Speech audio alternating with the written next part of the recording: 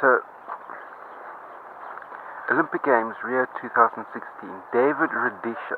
CoachEdu.net. Let's talk David Rudisha for a while.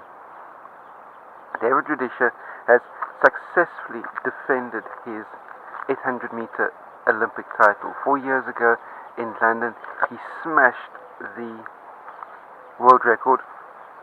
This year around, he ran a 1 minute 42 and was largely on cruise control, running to the front basically straight from the gun and just making sure that he maintained a pace that nobody could come around him, nobody could get past him for the entire 800-meter race, doing just enough to secure the gold medal, and obviously a whole new host of product endorsements for the coming seasons through until the next Olympic Games. So, what do we know about David Rudisha? Well, he's a Kenyan, he trains with the Kenyans, and obviously, as you can see from David Rudisha's build,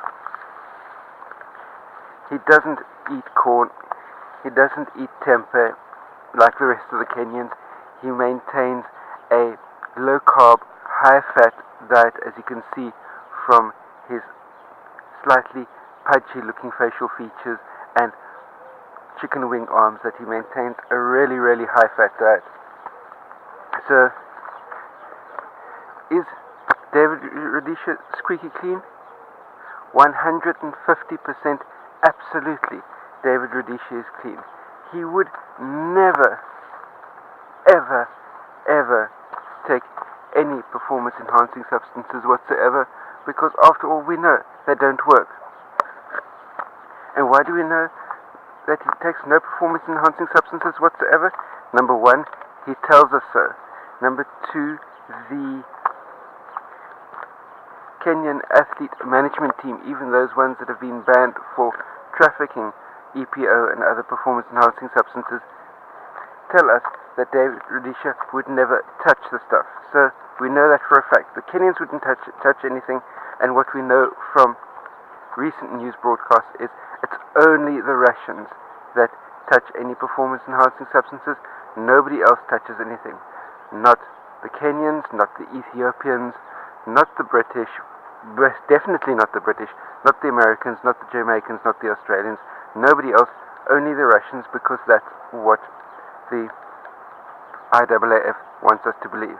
Anyway, but remember that as far as any IAAF athletes are concerned, and that counts for the Olympic Games as well, no testing between 11 p.m. in the evening and 5 a.m. in the morning, because the athletes need to have their rest. Because if you go and test one athlete and disturb his good night's rest, that puts that athlete at a disadvantage to everybody else.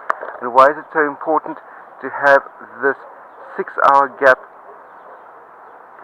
every night where no athlete is allowed to be tested?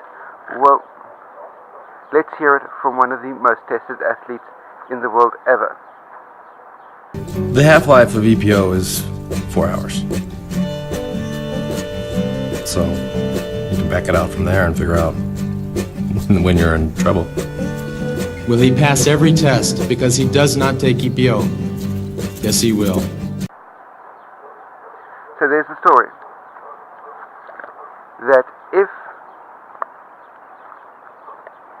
EPO has a half-life of 4 hours, you microdose after 11 p.m. By 5 p.m. the next morning, nothing is detectable in your system. So, easy peasy. Anyway, that's my take on the matter. Post any comments, questions, criticisms that you have in the comment section down below. Don't forget to like, share, subscribe. And as far as subscribing is concerned, if you're new here, do hit that subscribe button and stay carved up for the win. I'll see you next time. Cheers.